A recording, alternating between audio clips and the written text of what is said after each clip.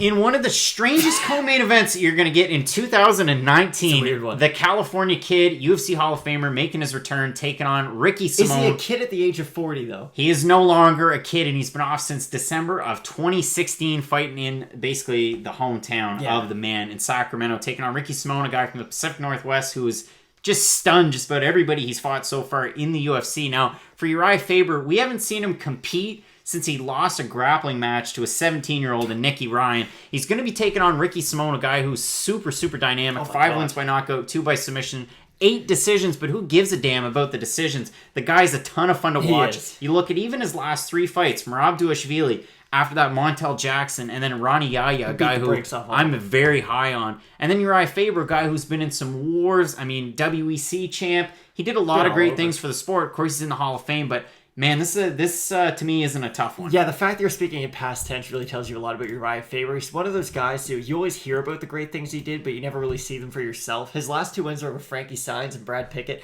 in which, let's be honest, in the Brad Pickett fight, he didn't look all that great. I know it was his last fight, but it seems like every time that he fights like the top, in the UFC at least, I know the WEC was a little bit different, he's never really been able to climb that peak, and I feel like Ricky Simon, he's just one of these guys. He's a great prospect. He does everything so well, and he represents kind of what the new age of a UFC bantamweight is, and I feel like Urijah Faber, he probably just hasn't evolved his game up to that point yet. Ricky Simon, good jiu-jitsu, good wrestling. He's got power in those hands. And another really key factor, throws a lot of good combos and a lot of forward pressure. And I think he's just going to be way too much for Urijah Faber in the return. Taking Ricky Simon here, but a minus 400, 4-1 favorite. And probably by stoppage, too. If you're a Urijah Faber fan, I wouldn't tune in for this one. Fight Night Picks, 2-minute breakdowns. You can find me at Craig Allen FNP, at Matt Allen FNP. Check out the content, YouTube, iTunes, Stitcher, CastBox, wherever you catch our work.